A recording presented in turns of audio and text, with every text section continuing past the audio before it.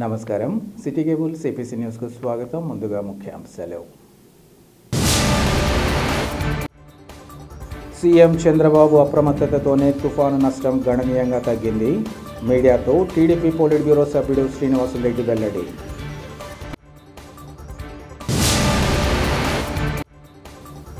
మాజీ ఉపరాష్ట్రపతి వెంకయ్యనాయుడు పర్యటన నేపథ్యంలో ప్రోటోకాల్ ప్రకారం అన్ని ఏర్పాట్లు పూర్తి. అధికారులకు జిల్లా కలెక్టర్ శ్రీధర్ చేరుకూరి ఆదేశం.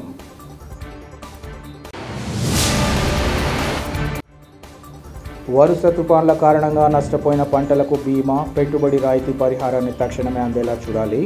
ప్రభుత్వానికి సిపిఐ జిల్లా కార్యదర్శి గాలి చంద్ర వినతి. రాష్ట్రంలో ఏ విపత్తు వచ్చినా నేనున్నానంటూ ధైర్యాన్నిచ్చే ముఖ్యమంత్రి చంద్రబాబు మొన్నటి తుఫాను విషయంలో ప్రజలను, జిల్లా యంత్రాంగాన్ని అప్రమత్తం చేయడంతోనే నష్టాన్ని గణనీయంగా తగ్గించగలిగారని టీడీపీ పోలిట్ బ్యూరో సభ్యుడు శ్రీనివాసులరెడ్డి తెలిపారు. కడప నగరంలోని తన కార్యాలయంలో ఏర్పాటు చేసిన విలేకరుల సమావేశంలో ఆయన మాట్లాడారు. పక్క రాష్ట్రంలో పరిస్థితి చూస్తే మన రాష్ట్రంలో ఎన్ని జాగ్రత్తలు తీసుకున్నారో అర్థమవుతుందన్నారు. తుఫానును ధీటుగా ఎదుర్కొన్నారంటే ఇందుకు చంద్రబాబు అనుభవమే కారణమన్నారు. విపక్ష నేత విమానం లేదని పరామర్శించలేకపోయారనడం దారుణమన్నారు. ప్రజలకు అండగా ఉండాల్సిన తరుణంలో దుష్ప్రచారం చేస్తున్నారని ఆరోపించారు. రాష్ట్రంలో ఏం జరిగినా బురద చల్లడమే వైసీపీ నేతలు పనిగా పెట్టుకున్నారని ఈ సందర్భంగా విమర్శించారు. తమ పనితీరుతో కడపలో వర్షం ఎంత కురిసినా నీళ్లు నిలవలేని పరిస్థితికి తీసుకొచ్చామని, ఐటీఐ దగ్గర ఐటీఐ పార్కు కోసం స్థల కేటాయింపులకు ఉత్తర్వులు కూడా జారీ చేసినట్లు ఆయన తెలిపారు. అలాగే ఉకాయపల్లెలో 132 కేవీ సబ్స్టేషన్ 5 ఎకరాల్లో త్వరలో ఏర్పాటు చేస్తామని తెలిపారు. అకాల వర్షం వల్ల జరిగిన పంట నష్టం ఆదుకునేందుకు కూటమి ప్రభుత్వం సిద్ధంగా ఉందని ఈ సందర్భంగా తెలిపారు. రాష్ట్రంలో ఏ విపత్తు వచ్చినా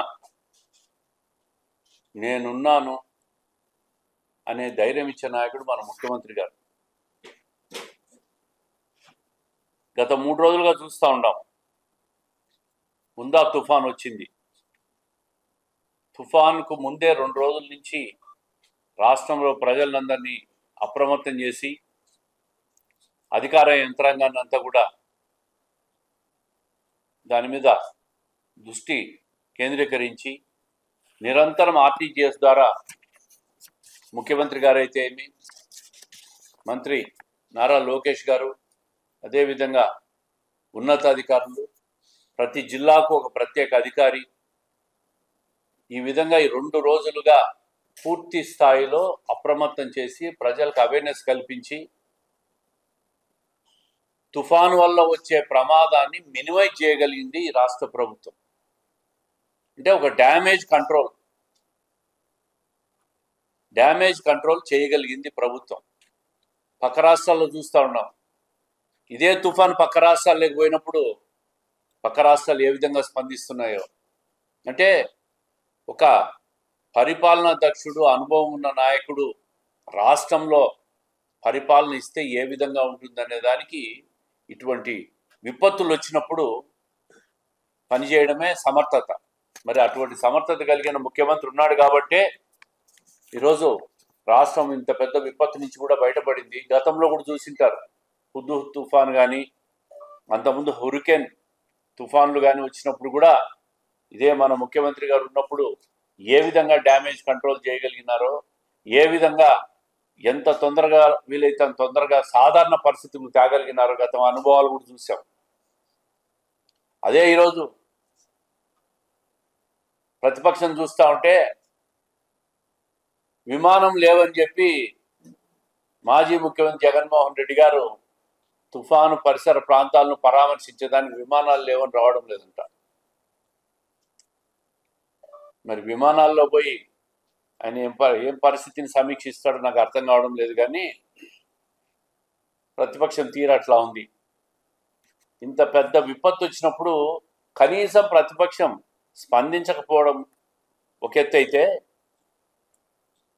బురద చల్లడం, విషం జిమ్మడం, ప్రజల్లో ఒక ఫేక్ మీడియాలని సృష్టించడం, కొత్త ఎన్ని ప్రజల దృష్టిని మళ్లించి ప్రభుత్వం మీద ఒక దుమ్మెత్తిపోసే కార్యక్రమానికి నాంది పలికినారు ఈ మధ్యకాలంలో. ఏది కూడా వాళ్ళకు విమర్శించేదానికి, ఏది కూడా తప్పు అని చెప్పేదానికి ఏది దొరకడంలే ఈ రాష్ట్రంలో 16 నెలల పరిపాలనలో. కేవలం ప్రభుత్వం మీద ఫేక్ మీడియా, సోషల్ మీడియాలు ఉపయోగించి ఒక ఫేక్ సమాచారాన్ని, దుష్ప్రచారాన్ని పంపించడం, ప్రజలను నమ్మించే ప్రయత్నం చేస్తూ ఉంటాడు. ఇదే పని పెట్టుకున్నారు వాళ్ళు. తుఫాన్ వచ్చినా ఇదే పనే, గూగుల్ వచ్చినా ఇదే పనే, ఎక్కడో దొంగ లిక్కర్ వ్యాపారం జరిగితే ఇదే పనే. ప్రభుత్వం మీద బురద చల్లడమే వైఎస్ఆర్ కాంగ్రెస్ పార్టీ పనిగా పెట్టుకున్నారు. మరి గతంలో 40 సంవత్సరాలుగా దీర్ఘకాలిక అభివృద్ధి కార్యక్రమాల మీద ఏ నాయకుడైనా దృష్టి పెట్టాడని అడుగుతూ ఉండాలి. ఈరోజు రాయలసీమలో ఈ ప్రభుత్వం వచ్చిన తర్వాత అన్ని రిజర్వాయర్లు నీళ్లు సమర్థవంతంగా నిలపగలిగినారు. వ్యవసాయానికి ఇబ్బంది లేకుండా. అకాల వర్షాల వల్ల కొద్దిగా అక్కడక్కడ పంట నష్టం జరిగినా ఆ పంట నష్టాన్ని కూడా అంచనా వేసి దాన్ని ఆదుకునేదానికి ప్రభుత్వం సిద్ధంగా ఉందని చెప్పి ముఖ్యమంత్రి గారు చెప్పారు. మరి ఇన్ని కార్యక్రమాలు జరుగుతూ ఉన్నాయి. ఈరోజు మాజీ ముఖ్యమంత్రి గారు చెప్తారు, గూగుల్ 2019లో నేనే సంతకాలు పెట్టినాను. మరి నువ్వు సంతకాలు పెట్టితే గూగుల్ ఎందుకు రాలేదని అడుగుతూ ఉండాలి. అంటే ప్రతి దాన్ని కూడా ఓన్ చేసుకునే కార్యక్రమం చేస్తాడు. మంచి కార్యక్రమాలు వస్తే నేను చేసిన అంటాడు, చెడు కార్యక్రమాలు వస్తే చంద్రబాబు నాయుడు గారి మీద దోసేస్తాడు. గూగుల్ ఆయన తెచ్చాడంట, మరి ఆయన తెచ్చింటే 5 సంవత్సరాలు ఎందుకు రాలేదని అడుగుతూ ఉంటాను. మరి అదానితో సంయుక్తంగా వాళ్ళు జాయింట్ వెంచర్ సంతకాలు పెట్టారు కదా, మరి అదానితో 5 సంవత్సరాలుగా మీరు మాట్లాడినారు కదా, ఎందుకు రాలేదు అంటే దాంట్లో గూగుల్లో జగన్మోహన్ రెడ్డి గారు పార్ట్నర్షిప్ అడిగింటేనే ఈ 5 సంవత్సరాల్లో వెనక్కి పోయిందని చెప్పి అంటూ ఉన్నాను. గత 5 సంవత్సరాల్లో ఈ ప్రతిపక్షం మేము ఈ కార్యక్రమం చేశాం, దీన్ని పూర్తి చేశామని చెప్పగలుగుతారా అని అడుగుతూ ఉంటాను. రాబోయే 3 సంవత్సరాల్లో ఖచ్చితంగా ఈ ఎంఎస్ఎంఈ యూనిట్లు కొప్పర్తిలో పూర్తి స్థాయిలో ఏర్పాటు అవుతాయి. స్టీల్ ఫ్యాక్టరీ పూర్తవుతుంది. అదేవిధంగా పెండింగ్ ఇరిగేషన్ ప్రాజెక్టులు కూడా పూర్తి చేస్తాం ఈ ప్రభుత్వంలో. మరి వాళ్ళైతే 5 సంవత్సరాల్లో కడప జిల్లాకే చేయలే. కడప జిల్లానే నట్టేట ముంచేసిపోయినాడు మాజీ ముఖ్యమంత్రి. ప్రజలను పట్టించుకున్న పాపానే పోలే. మీరు చేసిన అప్పులన్నీ తీర్చడానికి రాష్ట్ర బడ్జెట్ సరిపోవడంలే. కమ్యూనిస్టులు కాలం చెందిన విషయాలను పట్టుకునే ఊగులాడుతూ ఉంటారు. వాళ్ళ నిరంతరం నీటి యుద్ధాలు చేస్తూ ఉంటారు, నీటిపైన మాట్లాడుతూనే ఉంటారు. వాళ్ళు మాట్లాడినటి 70 సంవత్సరాల్లో ఎక్కడైనా ఒకటన్నా ఎవరైనా వాస్తవము నిజమని చెప్పి ఆలోచన చేసి అమలు చేశారా? ఒక మొండి వాదన చేస్తూ ఉంటారు కమ్యూనిస్టులు. ఈరోజు బ్రహ్మాండంగా వర్షాలు పడినాయి. ప్రతి నీటి చుక్కను కూడా ఒడిసి పట్టి రిజర్వాయర్లలో ప్రభుత్వం నింపిందా? డిస్ట్రిబ్యూటరీ కాలువలు పూర్తి చేసేదానికి కొంత సమయం పడుతుంది. నిధుల కొరత వల్ల ముందు ప్రధాన కాలువలన్నీ పూర్తి చేస్తుంది ప్రభుత్వం. అవి కూడా ఒక ఫేజ్డ్ మేనర్లో డిస్ట్రిబ్యూటర్లు కూడా పూర్తి చేస్తాం ఖచ్చితంగా. ఎందుకంటే జిఎన్ఎస్ఎస్ కింద కానీ పులివెందలో పైడిపాలెము కింద కానీ డిస్ట్రిబ్యూటర్లు అన్నీ పూర్తి కావాలా? ముఖ్యమంత్రిగా ఉన్న నాయకుడు 5 సంవత్సరాల నుండి కూడా పైడిపాలెం కింద డిస్ట్రిబ్యూటరీ కాలువలు పూర్తి చేయలే. ముఖ్యమంత్రి నియోజకవర్గం అది అప్పుడు. మరి ఈరోజు సంవత్సరంలోనే మమ్మల్ని ప్రశ్నిస్తే ఎట్లా? మేము కూడా తప్పకుండా అవి పూర్తి చేస్తానికి కట్టుబడి ఉన్నాం. నవంబర్ 2వ తేదీన జరిగే బ్రౌన్ శాస్త్రి శత జయంత్యోత్సవ వేడుకల్లో ముఖ్య అతిథిగా మాజీ ఉపరాష్ట్రపతి వెంకయ్యనాయుడు రానున్న నేపథ్యంలో ప్రోటోకాల్ ప్రకారం అన్ని ఏర్పాట్లు పూర్తి చేయాలని జిల్లా కలెక్టర్ శ్రీధర్ చెరుకూరి అధికారులను ఆదేశించారు. ఈరోజు స్థానిక కలెక్టరేట్లోని కలెక్టర్ ఛాంబర్లో జాన్మద్ది సాహితీ పీఠం ఆధ్వర్యంలో నిర్వహించనున్న బ్రౌన్ శాస్త్రి శత జయంత్యోత్సవ వేడుకలకు మాజీ ఉపరాష్ట్రపతి వెంకయ్యనాయుడు హాజరు కానున్న నేపథ్యంలో అధికారిక ఏర్పాట్లపై జిల్లా కలెక్టర్ అధికారులతో సమావేశాన్ని నిర్వహించారు. ఈ సందర్భంగా ఆయన మాట్లాడుతూ వెంకయ్యనాయుడు జిల్లాకు రానున్న నేపథ్యంలో ఆయన పర్యటనకు సంబంధించి అధికారిక ప్రోటోకాల్ ప్రకారం ఏర్పాట్లు చేయాలని అధికారులను ఆదేశించారు. ప్రధానంగా స్వాగత ఏర్పాట్లు, కాన్వాయ్, బస ఏర్పాట్లపై అధికారులతో చర్చించారు. అలాగే కాన్వాయ్లో ఖచ్చితంగా 108 వాహనం మెడికల్ సిబ్బంది ఉండే విధంగా చూసుకోవాలన్నారు. ఆయన బస చేస్తున్న R&B గెస్ట్ హౌస్ వద్ద మెడికల్ టీం ఏర్పాటు చేయాలని వైద్యాధికారులకు సూచించారు. శానిటేషన్ సంబంధిత అంశాలను పర్యవేక్షించాలని కడప మున్సిపల్ కమిషనర్ను ఈ సందర్భంగా ఆదేశించారు. అలాగే ప్రోటోకాల్ ప్రకారం వెహికల్స్ ఏర్పాటు చేయాలని RDOను ఆదేశించారు. సాధారణ లా అండ్ ఆర్డర్, ట్రాఫిక్ నియంత్రణ, పార్కింగ్ వంటి అంశాలపై ప్రత్యేక దృష్టి పెట్టాలని పోలీస్ శాఖ అధికారులను ఆదేశించారు. అలాగే అధికారులందరూ జానుమద్ది సాహితీ పీఠం వారితో సమన్వయం చేసుకుంటూ ప్రోటోకాల్ ప్రకారం అవసరమైన అన్ని ఏర్పాట్లు ఖచ్చితంగా పాటించాలని ఆయన సూచించారు.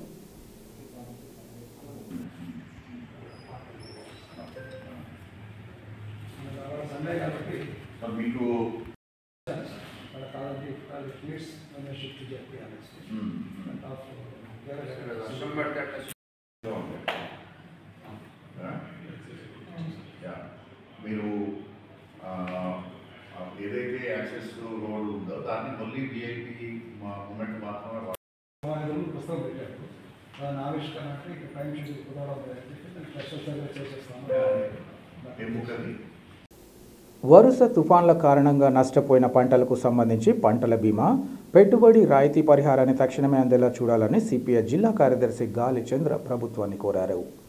గత వారం రోజులుగా తుఫాను కారణంగా కురుస్తున్న భారీ వర్షాలకు నేలకొరిగిన వరి పంట పరిశీలన నిమిత్తం ఈరోజు చాపాడు మండలం, ప్రొద్దుటూరు మండలంలోని కల్లూరు, అయ్యవారిపల్లె, తిమ్మాయిపల్లె గ్రామాలలో పర్యటించిన గాలి చంద్రతో పాటు ఏపీ రైతు సంఘం ప్రతినిధులు ఈ సందర్భంగా మాట్లాడుతూ మోంతా తుఫాను ప్రభావంతో ఎడతెరిపి లేని వర్షాల వల్ల చేతికొచ్చిన పంటలు నేలలోనే ఉండిపోయాయన్నారు. అధికారుల ప్రాథమిక అంచనా ప్రకారం జిల్లాలో 13,000 ఎకరాలలో వ్యవసాయ పంటలైన వరి, మినుము, కంది, వేరుశెనగ, మొక్కజొన్న, జొన్న, పెసర, నువ్వు, నరి, వేలపాలు, పైబడిన ఉద్యాన పంటలైన ఉల్లి, మిరప, టమోటా లాంటి పంటలు పూర్తిగా దెబ్బతిన్నాయన్నారు. క్షేత్రస్థాయిలో రెవెన్యూ, వ్యవసాయ అధికారులు పరిశీలించి పంట నష్టాన్ని అంచనా వేయడంలో తీవ్రమైన నిర్లక్ష్యం జరుగుతుందన్నారు. పైగా ప్రభుత్వం నుంచే 30% పైబడి నష్టం జరిగి ఉంటే మాత్రమే వివరాలు నమోదు చేయాలన్న ఆదేశాలు సరికావన్నారు. అలాగే నిత్యం విపత్తులతో తల్లడిల్లుతున్న రైతాంగాన్ని ఆదుకునేందుకు వ్యవసాయ రుణాలపై మారటోరియం ప్రకటించి కొత్త రుణాలు మంజూరు చేయాలని డిమాండ్ చేశారు. అనంతరం వారు మండల వ్యవసాయ అధికారి పద్మలతతో మాట్లాడి రైతుల ఆవేదనను తెలియజేశారు.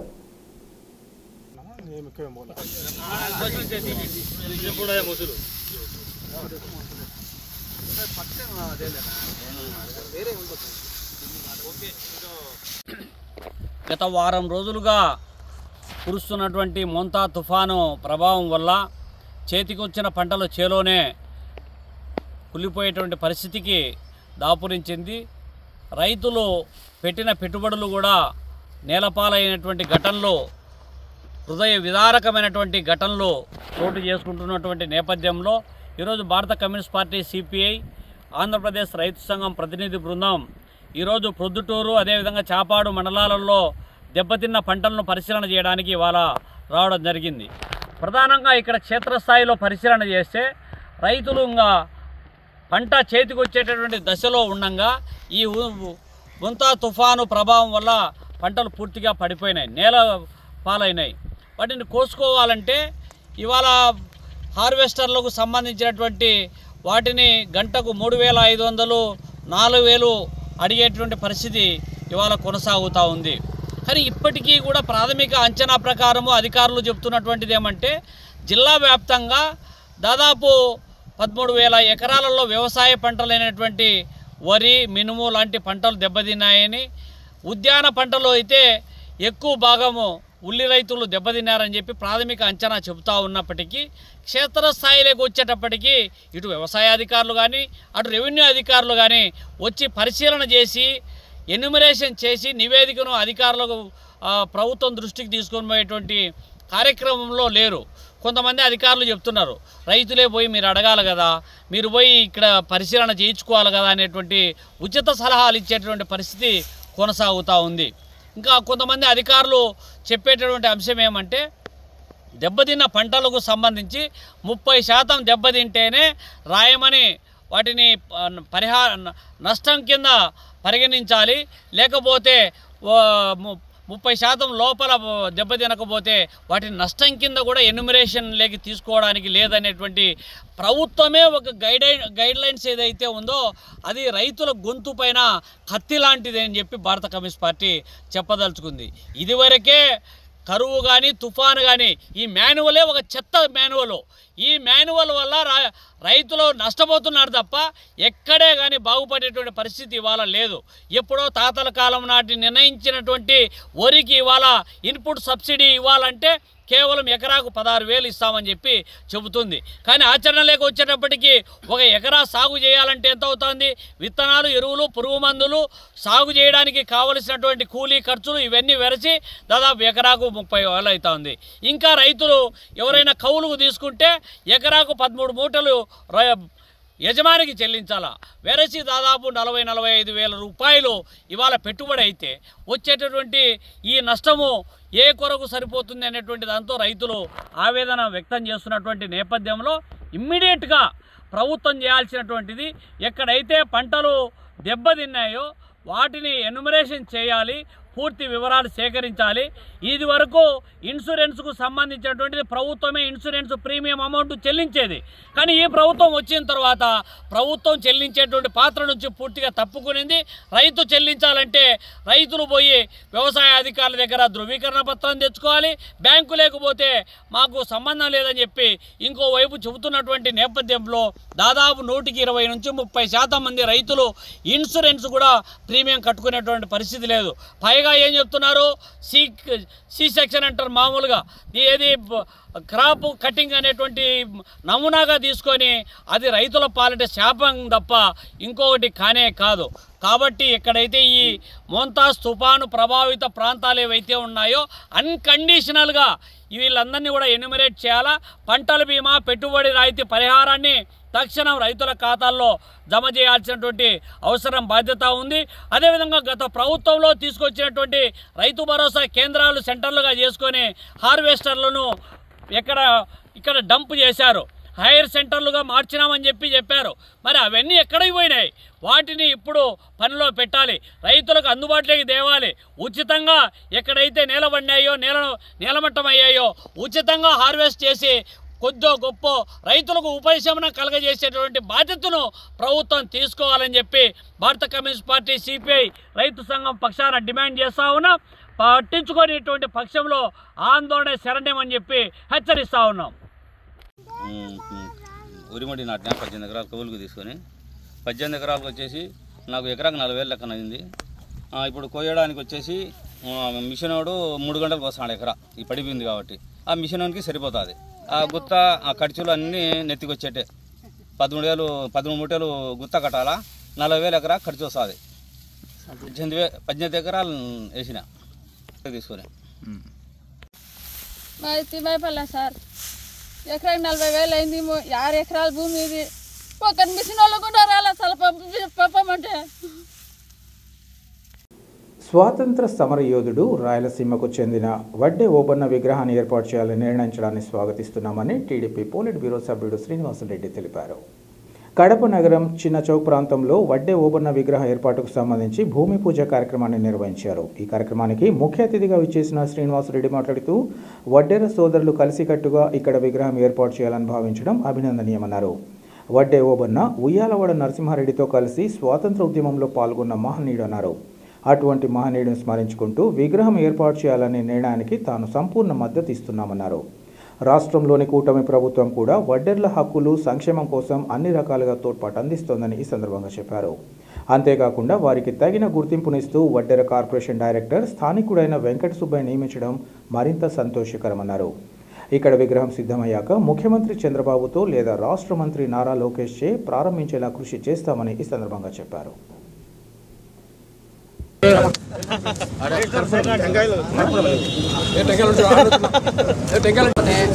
శాంతి శాంతి శాంతి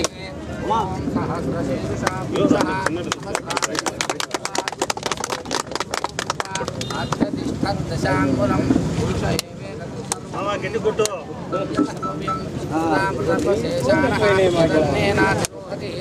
ఏతావానస్య మహిమా అనుజాయ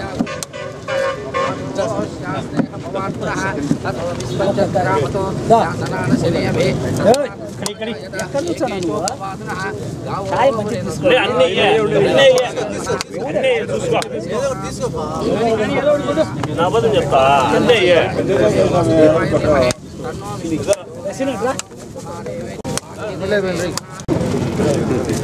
విగ్రహావిష్కరణ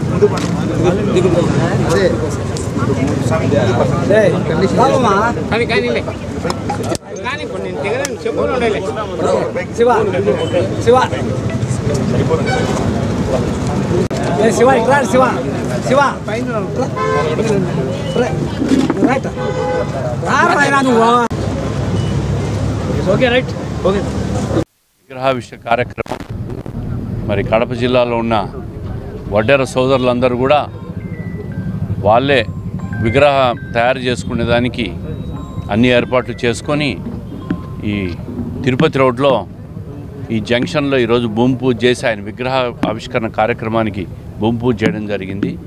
ఇది చాలా సంతోషం. నాకు తెలిసినంతవరకు ఎక్కడా కూడా వడ్డే ఓబన్నను స్వాతంత్ర సమరయోధుడు రాయలసీమ ప్రాంతంలో ఉయ్యాలవాడ నరసింహారెడ్డి గారితో కలిసి స్వాతంత్ర ఉద్యమంలో పాల్గొన్న గొప్ప మహనీయుడు ఆయన విగ్రహ ఆవిష్కరణ కార్యక్రమం కడప నగరంలో కడప జిల్లా హెడ్ క్వార్టర్లో జరగడం చాలా గొప్ప విషయం, చాలా సంతోషకర విషయం.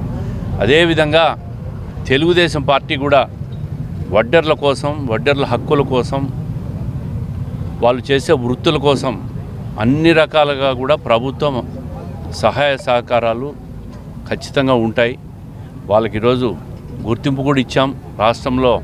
మరి వడ్డెర కార్పొరేషన్ నుంచి డైరెక్టర్గా కూడా వెంకట సుబ్బయ్య వేయడం, మరి మా వాళ్ళంతా కూడా పెద్ద మన వెంకట సుబ్బయ్య గారు, వారి కుటుంబం కానీ, మిగతా జానకిరామ్ గారు, వీళ్ళందరూ, మన రమణయ్య గారు, అదేవిధంగా వార్తా రమణయ్య గారు, వీళ్ళందరూ కూడా ఎప్పుడు కూడా ఈ వడ్డెర సమాజం కోసం నిత్యం వాళ్ళ సమస్యలను మా దృష్టికి తీసుకొచ్చి పరిష్కరించాలని చెప్పి నిత్యం పోరాడుతూ ఉంటారు. వాళ్ళకు కూడా ఇప్పుడు కూడా మన పార్టీ కానీ మేము కూడా వ్యక్తిగతంగా కూడా అన్ని రకాలుగా అండదండలకు ఉంటాం.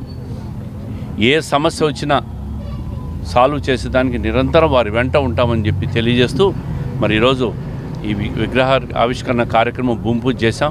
త్వరలోని విగ్రహం వచ్చిన తర్వాత ఇక్కడ విగ్రహాన్ని కూడా ప్రతిష్ఠించి ఇంకా వీలైతే ముఖ్యమంత్రి గారితోనో నారా లోకేష్ గారితోనో పూర్తయిన తర్వాత వారి పర్యటనలో భాగంగా దీన్ని పెట్టి వారితో ఇనాగ్రేట్ చేయించాలని కూడా ఆలోచన చేస్తున్నాం. సమయం బట్టి ఖచ్చితంగా వడ్డే ఓబనకు గుర్తింపు, గౌరవం ఈ ప్రభుత్వం ఇచ్చిందని చెప్పి మేము నిరూపించుకుంటాం. మోంతా తుఫాన్ కారణంగా జరిగిన నష్టాన్ని గుర్తించి ఈ విపత్తును జాతీయ విపత్తుగా ప్రకటించాలని వైసీపీ రాష్ట్ర అధికార ప్రతినిధి రాచమల్లు శివప్రసాద్ రెడ్డి డిమాండ్ చేశారు. ప్రొద్దుటూరు పట్టణంలోని తన కార్యాలయంలో ఏర్పాటు చేసిన విలేకరుల సమావేశంలో ఆయన మాట్లాడారు. మోంతా తుఫానుతో రైతులకు పెద్ద ఎత్తున నష్టం జరిగిందని, 2024లో చంద్రబాబు ప్రభుత్వం వచ్చిన తర్వాత 3 సార్లు తుఫాను వచ్చినా ఇప్పటి వరకు పంట నష్టపరిహారం ఇచ్చిన పాపాన పోలేదన్నారు. మరో 10 రోజుల్లో వరి, జొన్న, పత్తి, పొగాకు, అరటి పంట చేతికి వచ్చే తరుణంలో రైతులకు ఈ తుఫాన్ భారీ నష్టం మిగిల్చిందన్నారు. రైతులకు 40% సబ్సిడీ విత్తనాలు ఇచ్చేవాళ్ళని ఈ తుఫాన్ కారణంగా రైతులకు 100% సబ్సిడీ విత్తనాలు ఇవ్వడంతో పాటు 100% పంట నష్టం ఇవ్వాల్సిందేనన్నారు. చంద్రబాబు నాయుడు ప్రభుత్వం వచ్చిన తర్వాత రైతులకు ఉచిత బీమా తీసేశారని, వైసీపీ ప్రభుత్వంలో ఉచిత బీమా కల్పించి రైతులు ఆదుకున్న ప్రభుత్వం కేవలం వైసీపీనేనని ఈ సందర్భంగా చెప్పారు. ఈ రాష్ట్రంలో ఒక 2-3 రోజులుగా ఎడతెరిపని వర్షాలతో దానికి ఒక నామకరణం కూడా చేసినారు, మొంతా తుఫాన్ అని. రాష్ట్ర వ్యాప్తంగా గత 4 రోజులుగా కురిసినటువంటి తీవ్రమైనటువంటి వర్షపాతం వలన ఈ రాష్ట్రంలో ఉండబడినటువంటి దాదాపుగా 20 లక్షల ఎకరాలకు పైన పంట నష్టం జరిగింది. లక్షల సంఖ్యలో రైతులు నష్టపోయినారు. ఒక మాటలో చెప్పాలంటే మొంతా తుఫాన్ వచ్చింది, రైతుల్ని ముంచిపోయింది. దీని ముండమయ్య ఏం తుఫాను ఈ తుఫాను. ప్రతిసారి ఈ రాష్ట్రం పట్ల ప్రకృతి కన్ను ఎర్రజేస్తూనే ఉంది. ప్రకృతి కన్ను ఎర్రజేస్తుంది, ఈ ప్రభుత్వం కళ్ళు మూసుకుంటుంది. ఇది స్పష్టంగా అర్థం చేసుకోవాలి ప్రజలు. ప్రభుత్వం సిగ్గు తెచ్చుకోవాలా. అత్యంత విచారించదగ్గ అంశం ఏంటంటే రైతులకు కలిగే కష్టమే నష్టమే. ఈ ప్రభుత్వమైనా, కేంద్ర రాష్ట్ర ప్రభుత్వాలైనా, ప్రజల మనమైనా, వ్యాపారస్తులమైనా, వివిధ రంగాలకు చెందిన ఏ మనిషి అయినా, ఏ వర్గమైనా రైతులకు కలిగే కష్టం పట్ల బాధపడాల్సిందే, హృదయం స్పందించాల్సిందే. స్పందనతో పాటు మానవతా హృదయంతో ప్రభుత్వాలకు సహాయపడడానికి ముందుకొచ్చి రైతులను ఆదుకోవాలి. మన దురదృష్టం ఏంటంటే చంద్రబాబు నాయుడు వ్యవసాయానికి వ్యతిరేకి. అందుకే ఎప్పుడు ఈ రాష్ట్రంలో రైతులకు కష్టాలు కన్నీళ్ళే మిగులుతాయి. విపత్తు సమయంలో కూడా ప్రచార ఆర్భాటానికి ప్రాధాన్యతనిచ్చి రైతుల యొక్క కన్నీళ్లు తుడవడానికి ప్రయత్నం చేయలేని ఈ ప్రభుత్వం ఒక ప్రభుత్వమా? ఏ పంట మిగలలే. నేను బాగా చెప్తాను కదా, ఏ పంట, ఉద్యానవన పంటలు కానీ, ఆకుకూరలు కానీ, కూరగాయలు కానీ, పూలు కానీ, పండ్లు కానీ, మిరప కానీ, పసుపు కానీ, వరి కానీ, జొన్న కానీ, మొక్కజొన్న కానీ, పత్తి కానీ, పొగాకు కానీ, అరటి కానీ ఏది మిగలలే. ఊడ్చకపోయింది. సర్వనాశనంలో కూడా వైఎస్ఆర్ కాంగ్రెస్ పార్టీ తరఫున డిమాండ్ చేస్తూ ఉన్నాం మేము. శనగ కానీ, పెసర కానీ, మినుము కానీ విత్తనాలు ఏదైతే పంపిణీ చేయాల్సిన కార్యక్రమం ఉందో, ఈ ముంతా తుఫాన్ వలన జరిగిన నష్టానికి నీవు చేసిన పొరపాటుకు బాధ్యతగా 100% సబ్సిడీతో విత్తనాలు సరఫరా చేయాలి రైతుకు.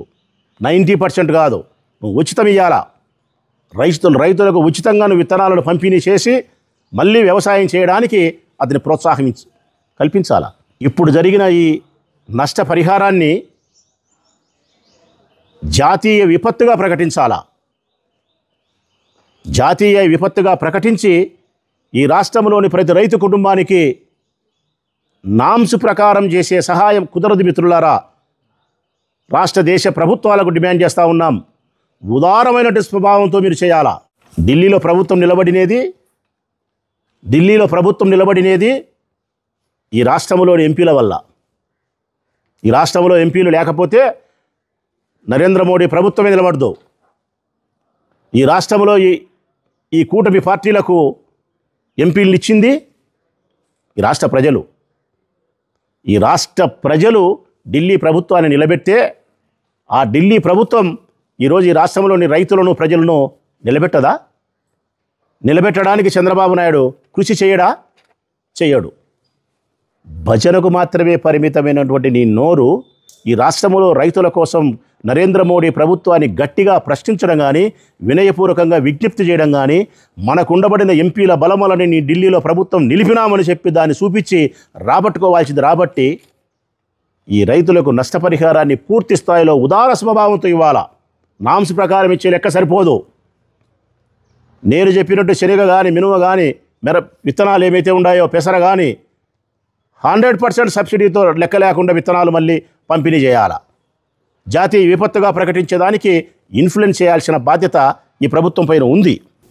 అనారోగ్య సమస్యలతో బాధపడుతూ అర్హులైన ప్రతి ఒక్కరికి సీఎం రిలీఫ్ ఫండ్ మంజూరుకు కృషి చేస్తామని టీడీపీ పోలిట్ బ్యూరో సభ్యుడు శ్రీనివాసులరెడ్డి తెలిపారు. కడప నియోజకవర్గానికి చెందిన లబ్ధిదారులకు మొత్తం 13,20,517 రూపాయల విలువైన 15 సీఎం రిలీఫ్ ఫండ్ చెక్కులను ప్రభుత్వం మంజూరు చేయగా శ్రీనివాసులరెడ్డి వాటిని తన కార్యాలయంలో లబ్ధిదారులకు అందించారు. ఈ సందర్భంగా ఆయన మాట్లాడుతూ పేద వర్గాల ఆరోగ్య సంరక్షణకు చంద్రబాబు నాయుడు సారథ్యంలోని కూటమి ప్రభుత్వం కట్టుబడి ఉందన్నారు. పేద ప్రజలు తమ అనారోగ్య సమస్యల కారణంగా అప్పుల పాలై భావిస్తూ రాష్ట్ర ప్రభుత్వం ఆర్థిక సాయం అందించడం జరుగుతుందన్నారు. బాధితులు సీఎం రిలీఫ్ ఫండ్ ద్వారా అందించిన ఆర్థిక తోడ్పాటును సద్వినియోగం చేసుకొని త్వరగా కోలుకోవాలని ఆకాంక్షించారు. తమ కష్ట సమయంలో అండగా నిలిచి తక్షణ సాయం అందిస్తున్న ముఖ్యమంత్రి నారా చంద్రబాబు నాయుడు, శ్రీనివాసులరెడ్డికి బాధితులు కృతజ్ఞతలు తెలిపారు. ఈ కార్యక్రమంలో పలువురు టీడీపీ నేతలు, కార్యకర్తలు పాల్గొన్నారు.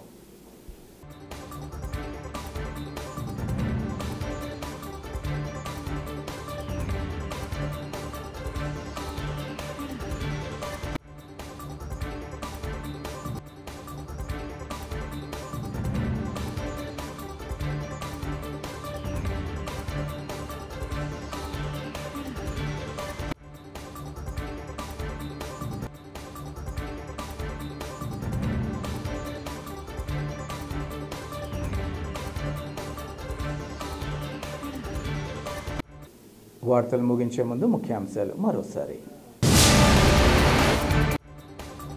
సీఎం చంద్రబాబు అప్రమత్తతతోనే తుఫాను నష్టం గణనీయంగా తగ్గింది.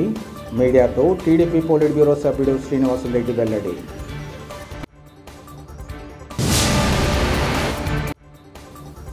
మాజీ ఉపరాష్ట్రపతి వెంకయ్యనాయుడు పర్యటన నేపథ్యంలో ప్రోటోకాల్ ప్రకారం అన్ని ఏర్పాట్లు పూర్తి. అధికారులకు జిల్లా కలెక్టర్ శ్రీధర్ చేరుకూరి ఆదేశం.